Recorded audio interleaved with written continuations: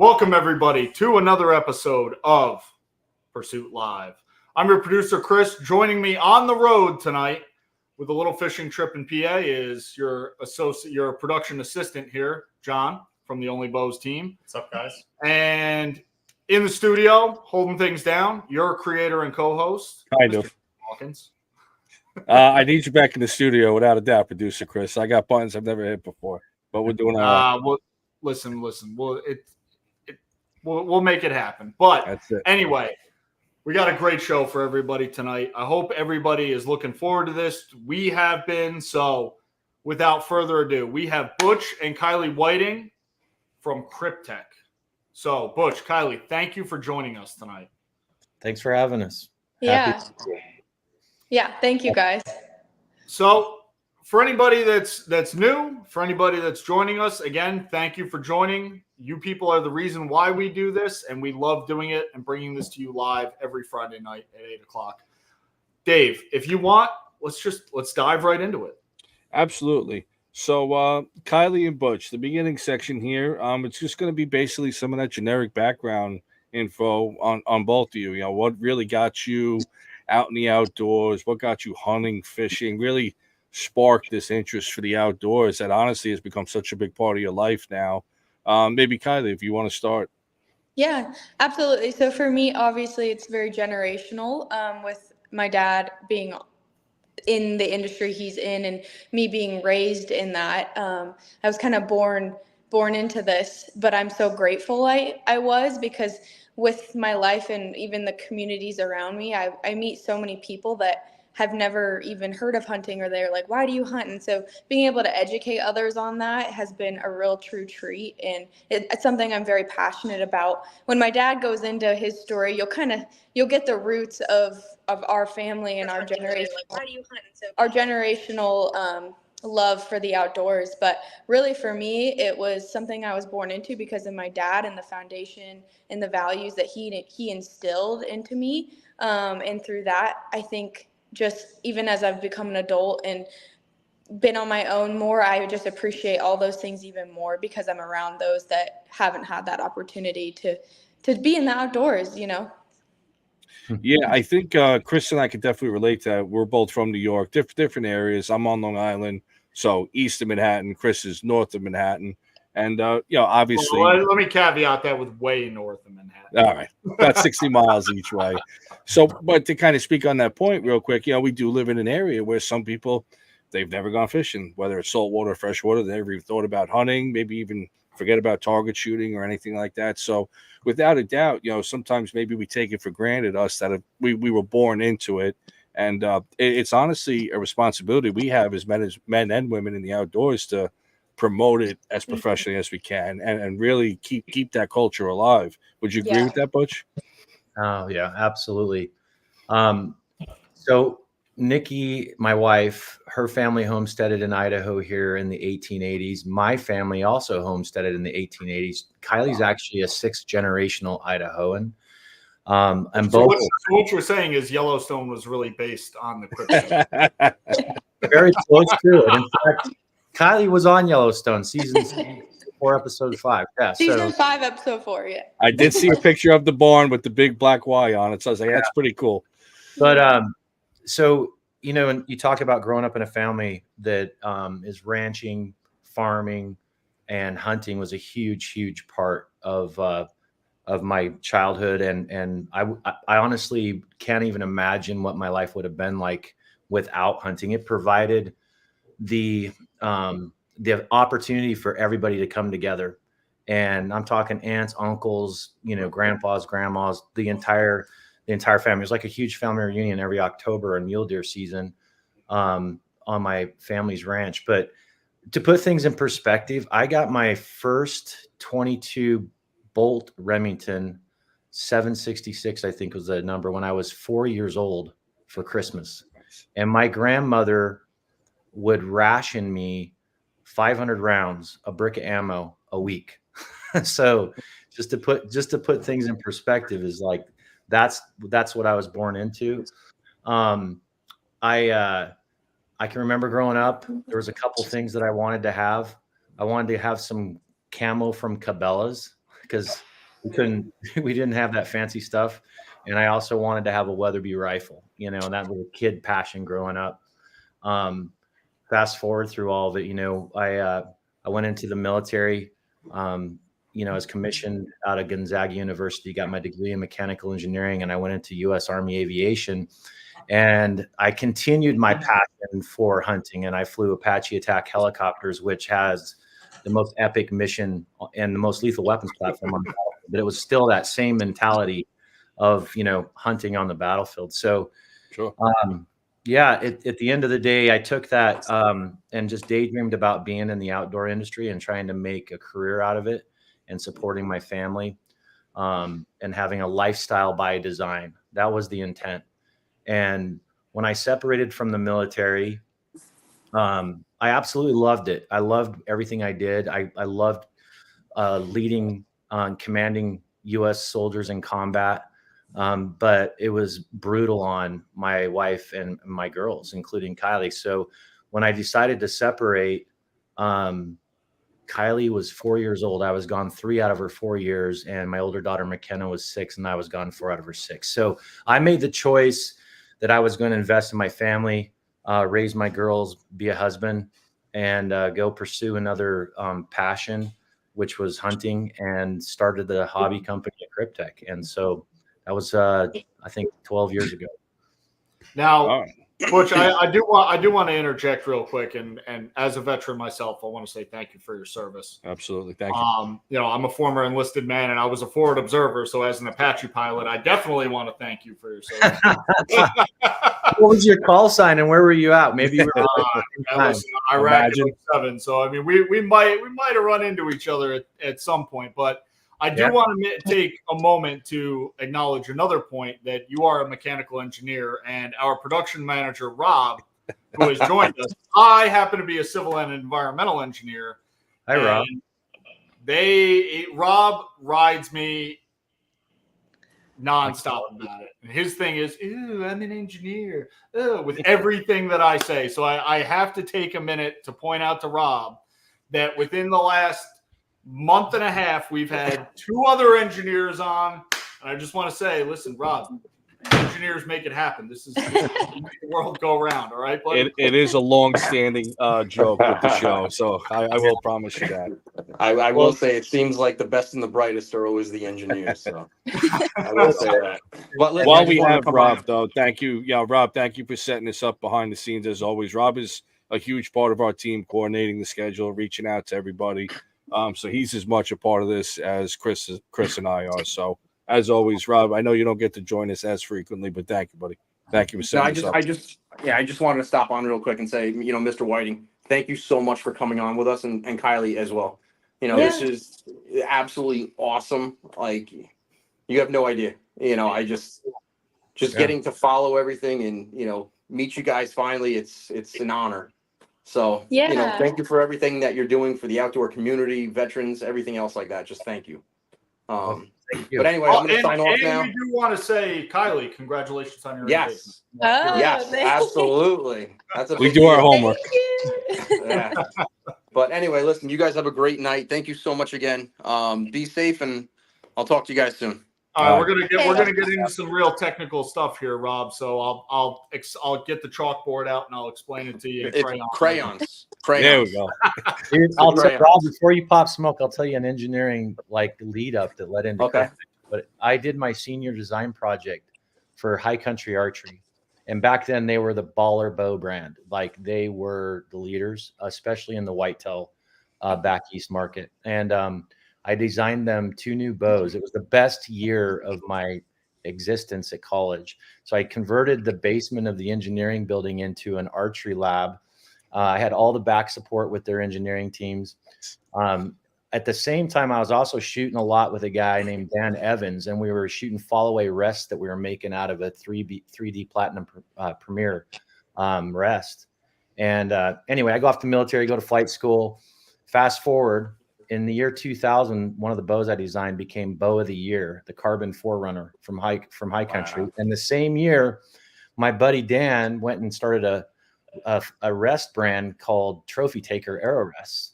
and he had archery product of the year. So now imagine this. I'm like in a third world shithole, fighting our nation's battles. I get a care package from my wife, and I open it up, and there's a hunting magazine in there, Cabela's magazine, whatever. And I open that up, and there's my buddy Dan Evans in there. And so the whole time I'm deployed, I'm like, oh my gosh, man, I need to try to go do this too. But that's awesome. That's my engineering backstory on that. That's awesome. Chris, That's a hell of a story. have you done anything like that, Chris? I mean, I'm sorry, Rob, but Listen, you're getting there. I keep America moving with billion-dollar civil engineering. I'm sorry that I'm just on the project management team of $2 All billion right. Listen. All right, enough of the white hat chatter. Let's keep it going here, John. No, once again, thank you so much. You guys be safe. Thanks, Rob. Bye. So, Butch, I think without a doubt, you 100% just in your intro there, you kind of laid out the core values. I would say that you wanted to base what is now Kryptek on. Let's talk about like the early stages. Like those are the core values for like your company, let's say. Mm-hmm. Now, obviously, the design patterns for Kryptek itself, it is maybe a one-off style design. It's not your typical, I don't want to use too many brand names, but other camo patterns are a little bit more like it looks exactly like a tree, let's say, or looks exactly like a bush. Obviously, with Kryptek, these patterns are so unique and so diverse. Like, where did you begin the process for this? Was some of this military driven with the different military uniforms you experienced? Yeah. So when we first started, we were actually in a camo pattern called Mothwing Mountain Mimicry, and we were licensing that camo pattern. We didn't have a camo pattern. And Cabela's had gotten a hold of our business model, and they fell in love with this tactical hunting crossover brand. And they reached out, and they wanted to do a program with us because we had all this crazy authenticity, and we had a ton of credibility. So we didn't actually start in a Kryptek camo pattern. And once we got launched and we were in Cabela's, there was a solicitation, a tender that came out from the U.S. Army, and it was called the U.S. Army Camo Improvement Effort. And so the Army was looking for a new family of camouflage, and we had an inspiration from camouflage netting, because out of all of the deployments and getting to see all the coalition forces and what worked and what didn't work, the one thing that was consistent all the time was camouflage netting. When it's over a hide side or over a vehicle or over a tent or whatever it is, it always blended very well. And it was the most effective passive concealment measure on the battlefield. Number 2 only to a ghillie suit. So when that tender came out, we said, well, we're going to take some of the ideas and these things we've been talking about for the last couple of years, and now's the time to go. And so we developed 3 camouflage patterns specifically for the U.S. Army. They wanted to have a camo pattern that was effective in the desert. They also wanted a camo pattern that was effective in the jungle / woodland environment, and then a pattern for everything in between, which they call transitional. That's how the military refers to it. So we had the same macro and micro pattern that was unilateral or bilateral that we came up with, and we tried to mimic camo netting and take that 3-dimensional aspect and put it on a 2-dimensional surface. And you're very, very constrained when it comes to printing military grade fabrics. And the reason why you're constrained on military grade fabrics is because they have to use special process, a wet transfer process, so that when your uniform is in infrared or shortwave infrared, which means you're looking at it through a set of night vision goggles, it's still camouflage and it's grayscale. If you guys ever look at yourselves on your trail cams when you're walking in to check your bait in the morning or get up in your stand and it takes a picture of you, if you're wearing hunting camo, that's done with heat transfer paper, and you're going to look like Gumby the glow stick. There's no effectiveness under that. So, we had some constraints with regards to how we approached this, because we were constrained by the printing process. And so to fast forward through that, because we're limited on time, I could talk, this story is like an hour and a half long. I'm sure. But we were down selected against all the other companies to the final 4 companies. And the other 3 companies were all billion-dollar companies. I'm not even exaggerating one bit. Mm-hmm. Kryptek was myself and my partner, our laptops and cell phones, and that was our office. My wife thought I was batshit crazy when I wrote a $20,000 check out of our personal account for a 1099 support to help us get our files in order for the military. But that was a huge deal for us, and we got a lot of super organic lift out of that. And it went into the phase 2 testing, and it was tested for another 2 years. The government ended up spending about $10 million on this camo improvement effort.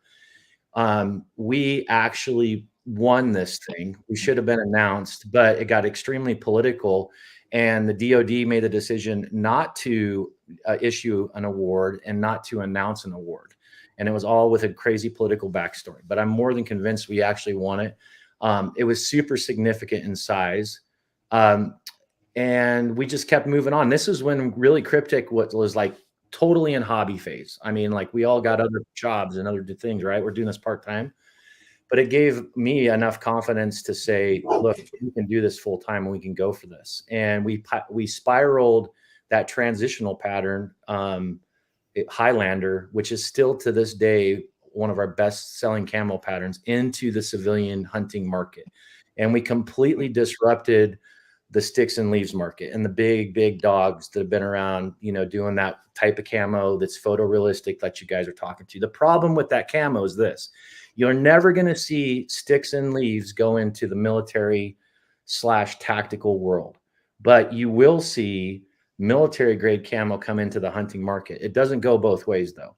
And part of the reason why is that when you get into those photorealistic camouflage patterns, you'll start to blob out. If you take and go out into the field and you start to look at somebody as they transition away from you and they probably get around the 30-meter mark, you're going to start to see they just become a solid blob. Okay. And that's not good for naked eye acquisition when somebody's trying to kill you, right? And you're going against a near peer competitor. So super consolidated. Mm-hmm. That's like a real quick, summary on where and how our camo was inspired. It's the only camouflage that's been extensively tested by the Department of Defense, and it's selectively used in U.S. special operations and coalition special operations, and in the civilian hunting market. And I don't think that any other camo brand that's in the hunting market can even come close to our backstory with this. That is, and again, just out of flyover, that's very interesting. I just want to jump in real quick. I think, and this is my personal opinion, that the military as a whole and the hunting market, we all just need to go back to wearing solid ODs. Prove me wrong. The first camo patterns that were used in the hunting market were GI leftover, and it was primarily the waterfowl community. And so it's super important. Like, you can get into the psychology of like camouflage. There's amazing science, and there's definitely a fashion aspect, and there's functional camo, then there's fashion and all this sort of stuff. But when it comes to waterfowl and turkeys, these are animals that depend on their eyesight for their lives, right? And so when you can start to defeat and trick and have a higher probability of success against these tier 1 species, there's true purpose in it, right? Now, there's tier 1 undulants, like antelope out here out west is got amazing eyesight. I think sheep are another tier 1 undulant. There's other undulants though that, you know, they're more dependent. Obviously whitetail, where you guys are, I mean, they're nose first, sight second, or probably nose, sound, then sight. Moose in Alaska are blinder than they're terribly blind. Like, so, I mean, sometimes there's a real true purpose and function. And I do know if you can enhance your probability of having some success, bow hunting, waterfowl hunting, that's truly functional, right? That's truly a real deal. And then I think that we went through a period where there was these camo wars, right? I was in these camo wars with some near peer competitors. That's when you get the guys that just want to be everything dress right dressed. There, your gun's got to match your bino harness, it's got to match your pack, it's got to match everything down to your boots. I think that's ebbed and flowed. Solids are starting to become like more of a thing again, right? And especially solid pants. And I can tell you personally, I'm never going to get on an airplane wearing camo pants and the camo jacket that matches, but I will get on an airplane wearing solid pants and a camo jacket.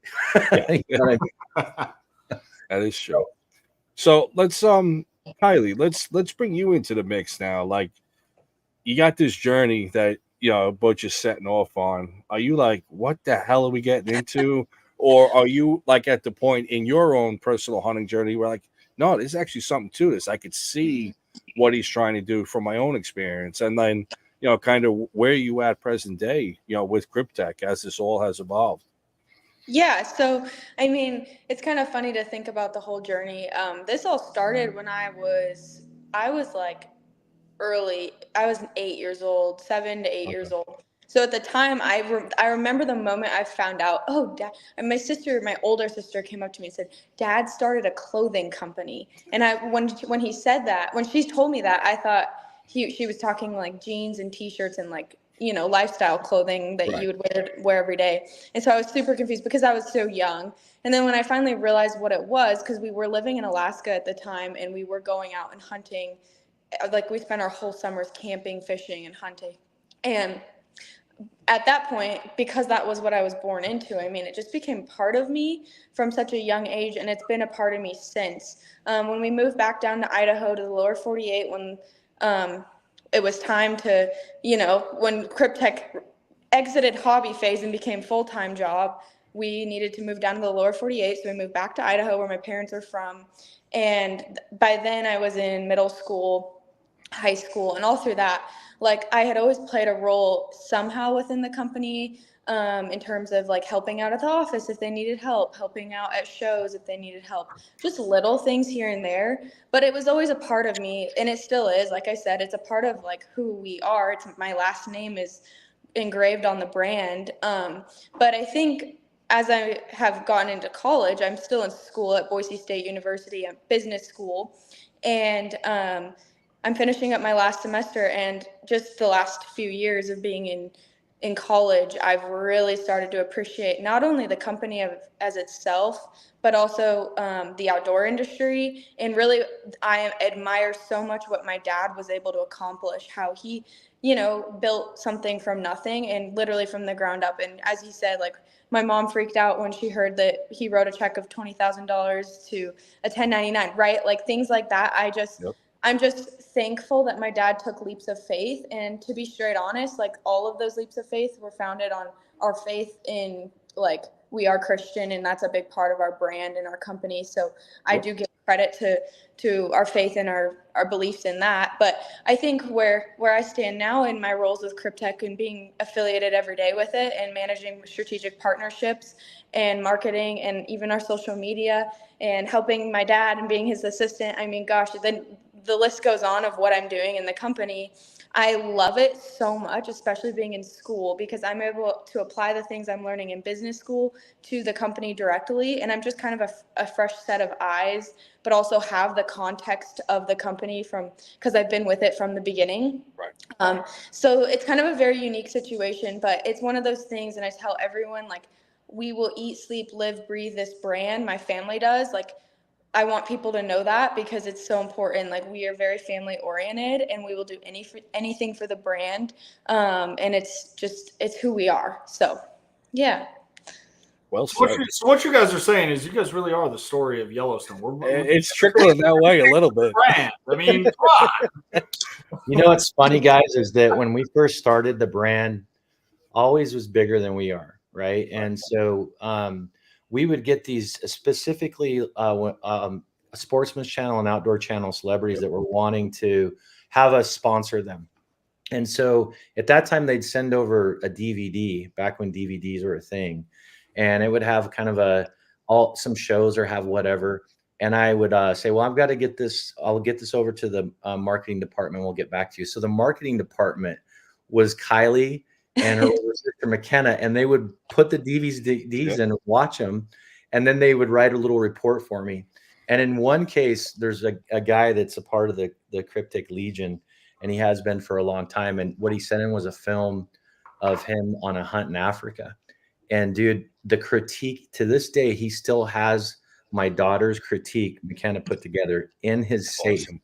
And it says like, needs to practice shooting more, missed 3 times on whatever it was. Awesome. It was just, priceless stuff, but they have been a part of the brand from the very beginning. And for me, I personally love having Kylee, involved in an area that she's super good at, and it's actually adding value to the brand. It's not just because she's my daughter; it's because she's really, really, really good at coordination with the Legion, coordination with VIP type individuals, outfitters, those things. She's just great at it. So it's adding value as well to growing the brand.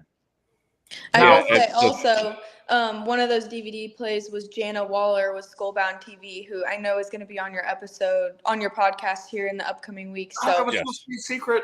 No, I'm promoting it. So for viewers that are watching, come back in a few weeks for Jana Waller. There you go. That's a good pitch. I like that.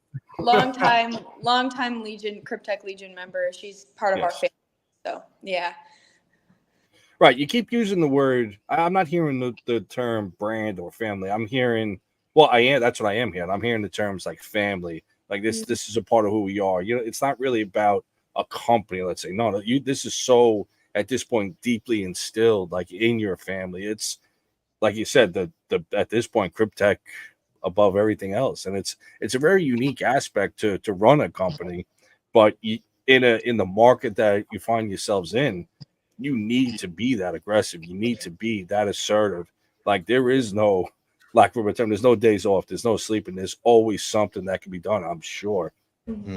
Yeah, it's a 18-hour day gig and has been.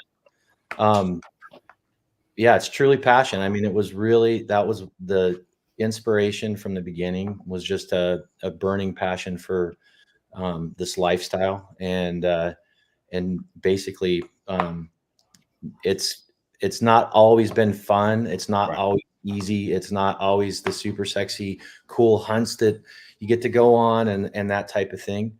It's work, man. And also it's ebbed and flowed. There's been massive, massive, massive challenges here just in the last 4 years. Kryptek took some pretty big licks right out of the gate. We were censored. On the Communist Party of Zuckerberg, we lost our platforms on Facebook and Instagram. Just getting caught up in this whole woke counterculture, administration.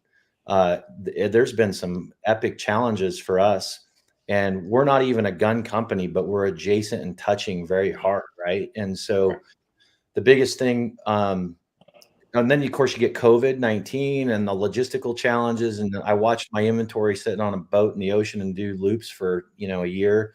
I mean, it's hard enough to build a brand, let alone in the last 4 years. So, no doubt. So there's been some challenge, but for the most part, it's been an absolute blast and it's been a blessing. And we've been completely indoctrinated into the community of conservation. And I've got a much deeper understanding of how that landscape looks and works. And ultimately it's about preserving this for our grandchildren's grandchildren and protecting it. And I say oftentimes on podcasts that, hunting's always been under attack. There's always been anti-hunters and big groups, well-funded groups that have been anti-hunting. I think that in the last few years with this whole wokeism coming out, that now other sections of our life and the American lifestyle have been attacked as well. But as hunters, we just need to bond together. We need to bond together. We also need to be smart, super smart about the brands that we get behind and support, because there's a lot of big brands that are in the hunting industry that are owned by woke parent companies, and they push woke agendas, and it blows my mind. And I'm not going to go name names and stuff, do all that, but I'm going to tell you that there's private equity groups that are anti-gun as the day is long that own hunting brands. And I think that they've turned them into political weapons. And so they're able to get the young, what I call flat brimmers, the young guys that are just coming in, and they've got, some revenue, and they love the hunting, but they're getting indoctrinated into it. And then getting, you can push initiatives, especially state level initiatives. And, an example is the reintroduction of wolves in Colorado recently, right? And who was at those rallies, who was there testifying in front of the decision makers. And when you have hunters that come in and say, yes, we want you to reintroduce the wolves, and all the old timers are sitting back there like, oh my gosh, we suck start a pistol. So yeah, it's fascinating to me that they're able to penetrate into this industry in the fashion that they have. But it's here for sure. Yes. Producer Chris, what do you got, buddy? Let's get you in the game. I do want to touch on something. Now, I believe you recently went to Africa. And the reason I bring this up, I was on the phone with Rob when we were trying to get the schedule figured out with you guys. And John and I were in South Africa at the time. So you were either in country at the time or just landing as we were getting ready to leave. Yeah, okay. I do want to touch on some of your experience, not just with Kryptek, but as hunters in general. Like some memorable experiences that you guys, whether it's Butch, whether it's Kylee, it doesn't matter. Yeah. Some memorable experiences you've had in the outdoors. Well, that hunt is actually supposed to come out and air on Amazon Prime, if you can believe that. And that was a super cool opportunity because I was hunting with the CEO of Remington, Ken Darcy, and the CEO of Leopold, Bruce Pettit, and it was primarily sponsored by Dallas Safari Club. But the essence of that hunt, we hunted on a rhino conservatory that is the largest privately owned rhino herd in the world. There's the 400th rhino was born when we were there, but you can also go out and hunt big game and plains game and also Cape Buffalo. And so the hunting dollars go right back into this main conservation, and it's super, super, controlled. Whereas like sometimes you might be watching something and see, hey, donate now to save the rhinos, and somebody gives money and it never actually gets put to work. It like, who knows what happens to it. Right. So that hunt was a cool hunt that you just mentioned. Right. My favorite hunts though, by far, have been with my family and my girls. And Kylee killed her first bear when she was 8 years old. Wow. In Alaska. And I love that about that state is, there's not an age limit that you have to reach to get your hunting license. If you're going out with a family member that's an adult and you're there to manage your child, just parenting them, they can harvest an animal and you can have the tag in your pocket. So I like that. Yeah, it's awesome actually. So Kylee, she shot her first bear when she was 8 years old, and to this day, I mean, it's probably one of the most fantastic ever. But we've been on other hunts as well, and I've been with her and her sister, and I just get as excited as I did when I was brand new 12 years old hunting. That's the level of excitement that I feel when I'm hunting with my kids. And I actually, if somebody said, hey, look, you can choose one of two things. Either you can hunt the rest of your life, but you can't hunt with your family, or you can only hunt with your kids, I'd pick my kids every time because it's so much more, enjoyable for me. I've never really understood the solo hunting community. I mean, I get it. I understand these guys that want to just go be on their own. They don't want to, I guess, blow their chances, maybe. I don't know. But it's just a different thing, that solo hunting. I've always said, like, man, the camaraderie that comes out of the hunts is like, so that's what people talk about, right? That's what you remember. And I've been in some camps where the hunting was terrible. And it just was we didn't have the right weather. We didn't have whatever. It just wasn't a good quote unquote hunt. But it was an absolutely epic hunt because of the people I was with and how much fun we had. And, I'm at a point now where I really want to hunt with the people I want to hunt with. And if I don't want to be with somebody in the hunting camp, I have the luxury now to be able to say, like, thank you, but no, thank you.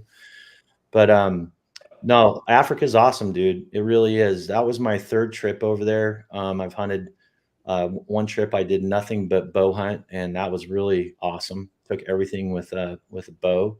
I hunted in Zimbabwe as well. And my favorite country to hunt is probably New Zealand. I think New Zealand is intense, epic, especially the South Island. Incredible animals, incredible, rough, mean terrain, like steep. Of course, Alaska is, we lived up there for 7 years, and I hunted all over in the Brooks Range, Alaska Range. It's some gnarly country too, with some great animals as well.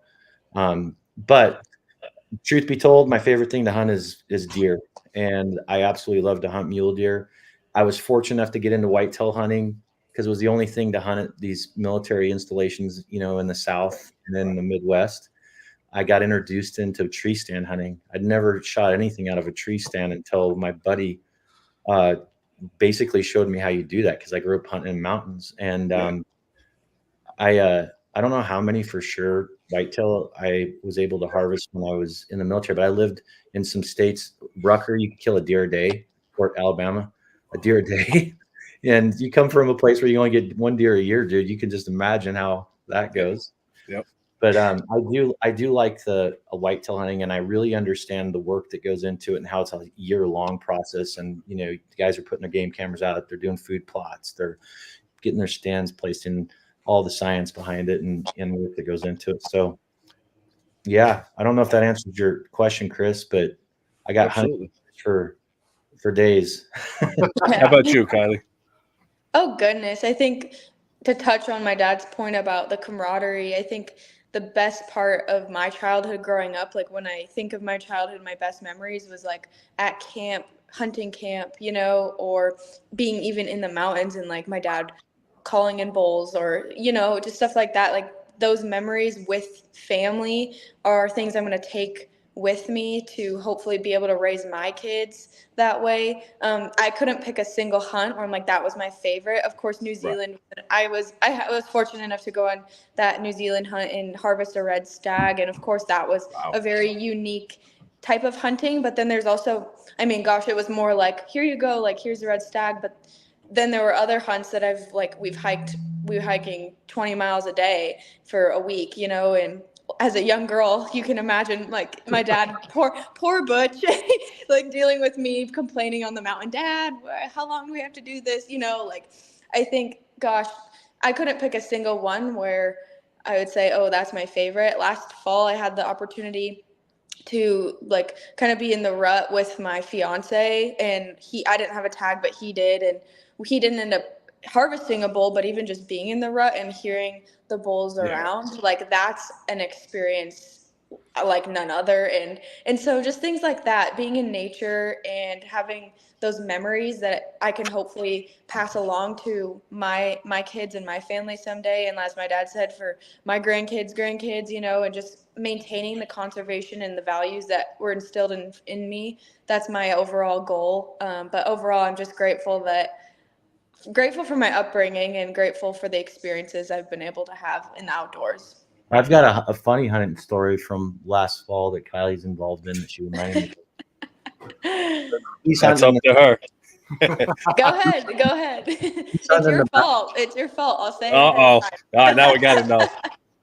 She's hunting in the backcountry horseback, probably, I don't know, maybe a couple 100 miles from where I'm at. And I'm hunting down lower, and I am just absolutely covered in elk. And I'm hunting with my wife, and we're trying to get in on this herd bull, and he's got probably 30 cows with him, but the satellite bulls are just all around us, and we're just in the middle of them.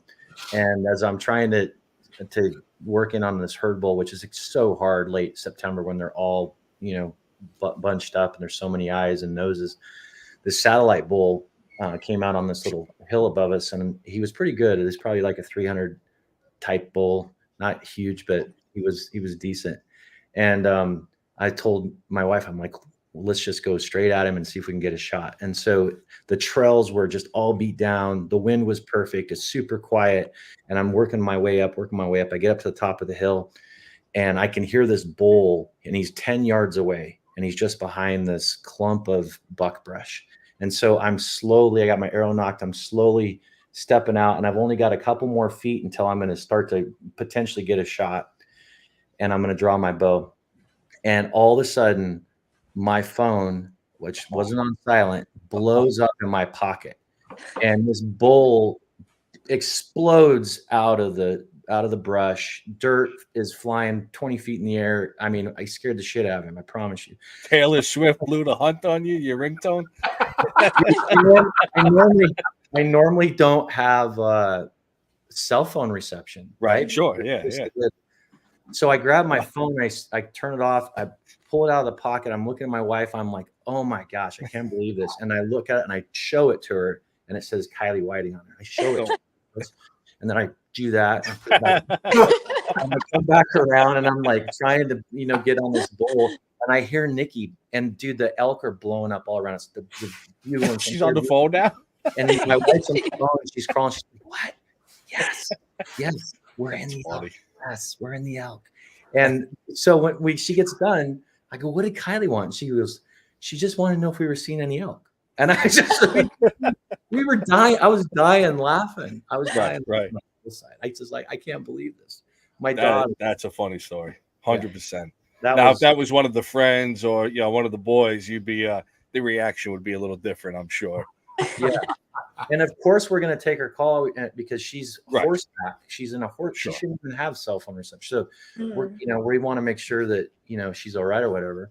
Right, right. What are the odds you bolt that service? The call went through. Yeah. Right, exactly. Well, that's why I called him, because I was like, oh, I finally have, because I was in the mountains too. I was like, oh, I finally have cell service. I knew they were hunting. I wanted to check in and see if he had gotten anything. And then my mom's whispering, like, they're all over us, but you just spooked one because your dad didn't have his phone on silent. Like, I'll never hear the end of that story. But anyways, he learned his lesson to turn his phone either on airplane mode or silent. So yeah, that's a good reminder for all of us, without a doubt. Yeah. I did have one question. We are a little short for time tonight. We know Butch has a prior engagement he has to get to. So now, and I mean this respectfully, like, Butch, you're at one part of your journey, on your hunting journey, everything you've done with Kryptek. Kylee, you're at a little bit more of an earlier stage. For both of you, as far as the social media is concerned, what do you guys think as a whole we could do in the community to improve just the overall appearance, the overall optic of the outdoor industry? Or maybe you guys see something that we do well as the hunting industry because of social media. Each one of you, if you guys want to take either side of that, I'm sure there's something you guys think that's like, man, I really wish we could just improve on that as a whole, just to make this community that much more tight-knit. Dad, I have some comments. I think the biggest thing is just educating others. And I don't know if you're talking, I guess I should ask, are you talking just as a community within the community, or are you talking about spreading hunting to people that aren't in the community? I would kind of say just in general, a little bit of everything. Yeah, we definitely want to keep like a non-hunter in mind, but we don't want to, totally bow down. Like, this is still a big part of our everyday lives. We should be able to represent that. Now, there's I'm sure ways we could do that where we find a happy medium. But is there something that sticks out where, like, we do that really well, or man, we do that really poorly overall as a hunting community? I think, so I help manage our social media, and so I'll touch on this a little bit. And we've seen a lot, we'll post a video and then we get hate comments from hunters in the, recently I was able to produce, we called it a Wake Up America campaign, and it really was what my dad just touched on. Basically, he was like a Wake Up America video, go out and educate yourself on who you're supporting, because there are other brands in the industry that are being ran by have woke agendas under them. And we had a lot of hate comments on there. And so just why do we need to break other hunters down, especially if you were to watch that video and see the message behind it? It's just go educate yourself. We're not saying pick one side or the other. We're just saying go educate yourself. Yeah. I just see a lot of hate comments especially on our profiles, just with us being a brand. Of course that's going to happen. You just have people happy clicking behind a screen. You're never going to be face to face with them. Yeah. I think one other thing I would love to see more of, and I think we're guilty of it, we need to do more. We plan on doing more of it, is just in terms of educating outsiders, people that have never had the opportunity to hunt before, especially since COVID. And there's been a very big homesteading movement in our nation, just since homegrown, farm fresh eggs, unpasteurized milk, things like that. I think the same reason people are saying, oh, I'm going vegan because I don't want to support chickens that were in cages their whole life, or like people that say that. Well, we say, well, we hunt because of that. Like, we like to know where our meat comes from. Yep. And for the health reasons, it's not processed. Like, I love sitting down and eating a nice big steak and knowing like, oh, this is a backstrap from my elk that I harvested, I worked hard for. And like, there are people, non-hunters, that would be like, why would you ever kill that animal? A vegan maybe that would be like, why would you ever kill that animal? And I'm saying, well, I like, for one, it's conservation, and two, because I like to know where my meat comes from and I worked hard for this. And so I think there's a hole in that. I think there's a really great opportunity for people to spread that even more, especially to non-hunters. Because whenever I have that conversation with people, they're like, whoa, okay, like that makes sense. Like, I see now, I understand like why you do what you do. And so I would love to see more of that. And I think as Kryptek extends their social media planning and stuff, like, we plan on implementing more of that into our plans. But yeah, overall, less hate comments, more support with each other. Like, at the end of the day, like my dad said, we are under attack as the hunting community. So just coming together, like, we don't need to be hating, even if I don't care if you wear First Light or Sitka. I don't care. Just be nice, And so I think that's the biggest thing. And then just explaining to people why we hunt. So that would be my answer. Nice. Thank you. Is there anything that sticks out to you, Butch? There are things that we can improve internally as hunters. One is not to be judgmental on how somebody hunts or what they hunt. So, when I first started Kryptek, I was absolutely 100% opposed of high fence hunting. Like, you wouldn't have caught me dead in that environment. And actually, I got to see what that looked like because of an invite we couldn't turn down. In fact, Kylee shot a deer on this hunt, and I got to see how it was controlled, hunting in a box, and there was values to it. And by the way, when we got into the high fence, we never saw the fence. I don't know how many acres it was, like 30,000 acres. So Texas is super popular about that, but a lot of guys, especially where we're at, they're like really extremely judgmental. It's the same thing with what weapon you hunt with. I've seen bow hunters that use traditional bows hate on compound bow hunters and say that's not real bow hunting. Like, come on, man, that is like the dumbest thing I've ever heard, right? Yeah. And there is hunting. The community becomes almost like a team aspect, like supporting a football team. How you get behind a brand, and people really, that's the brand they become a part of, and that can cause some of that riff and infighting in some cases, especially in the space that we're in. But in general, I think if somebody's hunting legally and in an ethical way, and it's sanctioned by the local state government, that you shouldn't be judged. You shouldn't be judged. You shouldn't judge me because I bait bears in Idaho, and shooting a bear on bait is that's not real hunting. Actually, it's an excellent way to be very calculated about judging your bears. And you can come in, you can observe them. You can make sure you're taking a mature boar. You're doing it this way. It's the same thing with a guy that hunts with dogs, and the dog community can get judged. And I just personally feel that's an area, it's not going to change overnight, because there's no way to, just wave a magic wand and it all happens. But that would be my, I guess, comment back. With opinions are like rear ends. Everybody's got one, unfortunately.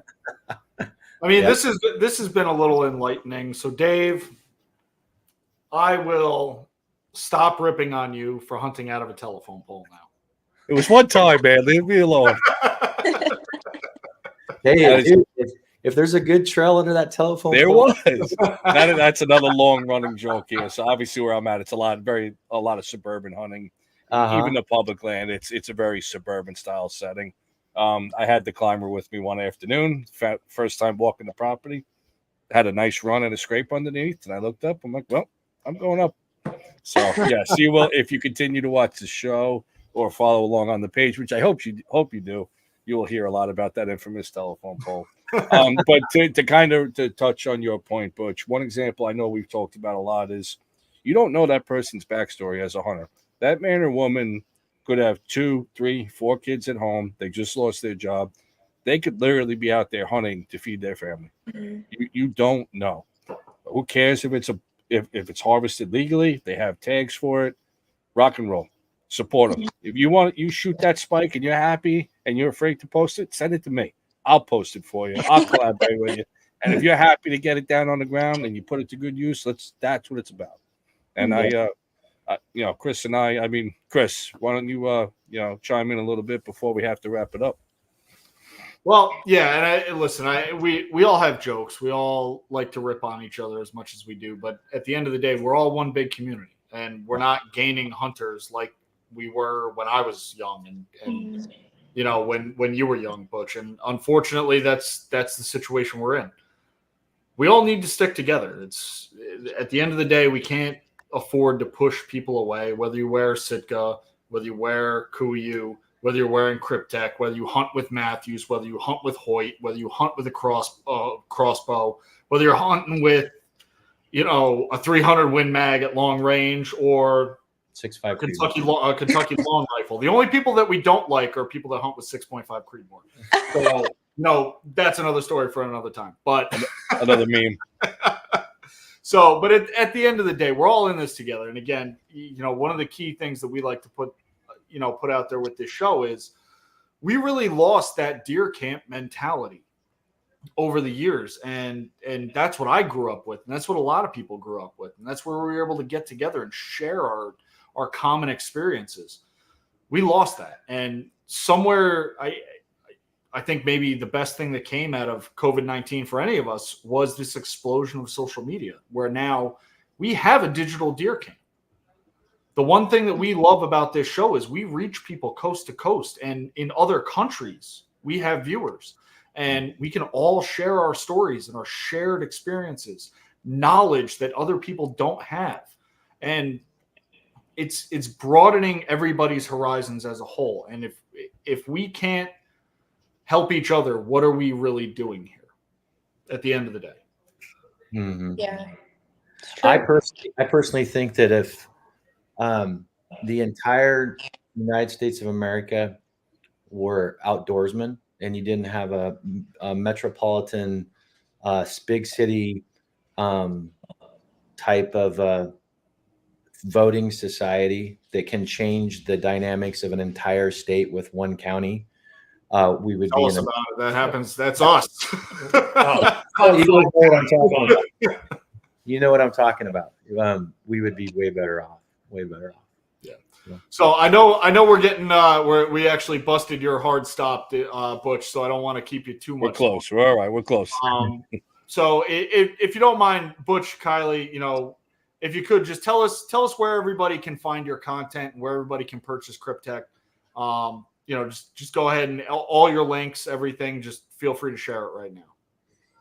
Our website's www.kryptek.com, KRYPTEK.com. Kylee, what's our Instagram? Our social media is just at Kryptek, and then Facebook's at Kryptek Outdoor Group. And then we also have a YouTube channel. We're starting to post quite a bit more on there. That's also just Kryptek Outdoor Group. And we also just launched on Wednesday our preseason sale. So for those of you that are watching right now, please go check it out. It's, great deals on some of our core products that will get you through the season. We have a pretty amazing layering system, and most of those layers are on sale. So go check that out.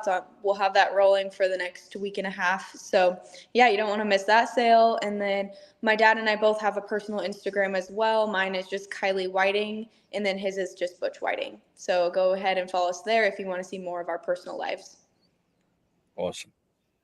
What do you got, Chris? John, got anything, buddy? Well, there you go. I don't know. I don't want to keep Butch too much longer. Because normally, guys, I'd love to sit here and crack a beer and talk for another hour. Yeah, he but would. I do have to go to yes, absolutely.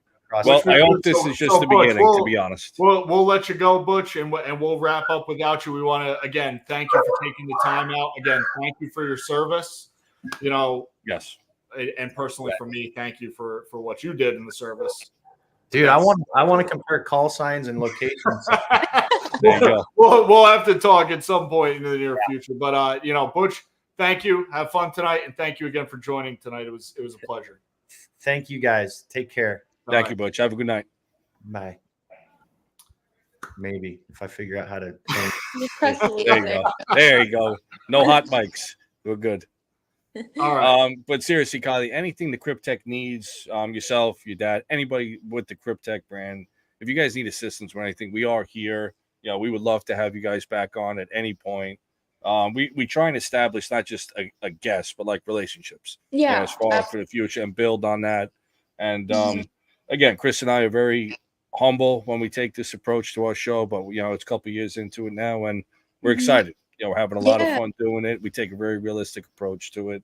Good. And in all honesty, touching into that Northeast market, it's a very unique area where we are. So it's kind of touched on all the aspects you mentioned earlier. I like to think that I'm a part of the South Africa.